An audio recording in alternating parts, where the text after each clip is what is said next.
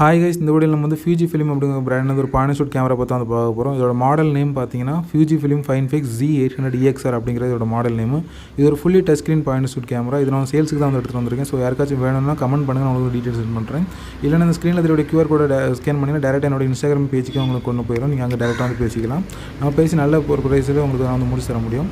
Full வந்து silver கலரில் தான் உங்களுக்கு இந்த பாயிண்ட் ஷூட் கேமரா வந்து வரும். நல்ல குவாலிட்டி ஃபினிஷில் கொடுத்துருக்காங்க. இதோட MRP ப்ரைஸ் பார்த்தீங்கன்னா கிட்டத்தட்ட 29,000 ரூபா கிட்ட வந்தது.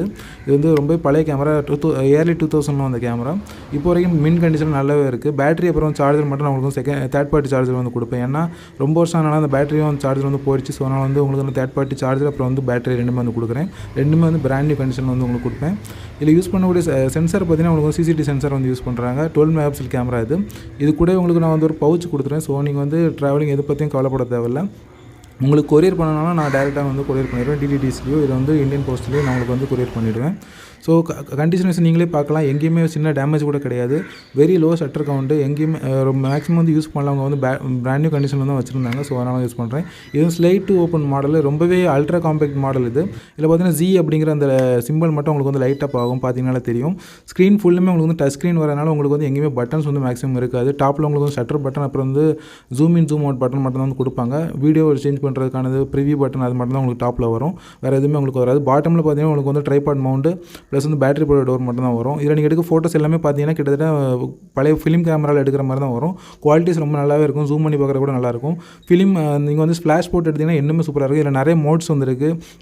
மூவி மோட் இருக்கிறனால உங்களால் வீடியோஸ் கூட இதில் வந்து எடுக்க முடியும். குவாலிட்டிஸ் வந்து பார்த்திங்கன்னா பழைய நம்ம கேமராஸில் எடுக்கிறனால ஸோ அந்த ஃபிலிம் கேமரா எடுக்கக்கூடிய அதே மாடல் தான் உங்களுக்கு வரும். ஸ்டோர் ஆகக்கூடியது பார்த்திங்கன்னா எல்லாமே JPEGல தான் உங்களுக்கு வந்து ஸ்டோர் ஆகும். இதில் கொடுத்துக்கூடிய F-rate பார்த்திங்கன்னா உங்களுக்கு வந்து 3.9 4.7 கொடுக்கும். ISO பார்த்திங்கன்னா உங்களுக்கு வந்து 1100 உங்களுக்கு 3200 வரைக்கும் உங்களுக்கு வரும். மெகாபிக்சல் உங்களுக்கு வந்து 12 MP வரும். இதில் பார்த்திங்கன்னா உங்களுக்கு டிஜிட்டல் ஜூம் பார்த்திங்கன்னா 4x வரைக்கும் வரும். ஆப்டிக்கல் ஜூம் உங்களுக்கு 5x வரும். 30 MB உங்களுக்கு வந்து இன்டர்னல் ஸ்டோரேஜ் வந்து கொடுத்துருக்காங்க. ஷட்டர் கவுண்ட் பார்த்திங்கன்னா மினிமம் வந்து 4 செகண்டில் உங்களுக்கு வந்து எடுக்க முடியும். இதில் வந்து SDHC அப்படிங்கிற 2 கார்டுமே வந்து போட்டுக்க முடியும்.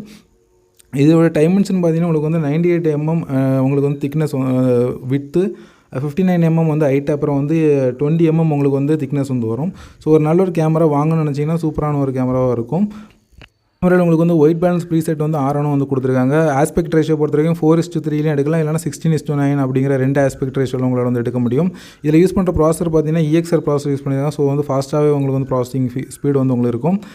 இமேஜ் குவாலிட்டி வந்து உங்களுக்கு வந்து பழைய கேமராவில் எடுக்கிற மாதிரி தான் வந்து உங்களுக்கு இருக்கும். நீங்கள் வந்து DSLR மாதிரிலாம் எதிர்பார்க்கக்கூடாது. இது ஒரு அல்ட்ரா காம்பேக்ட் கேமரா.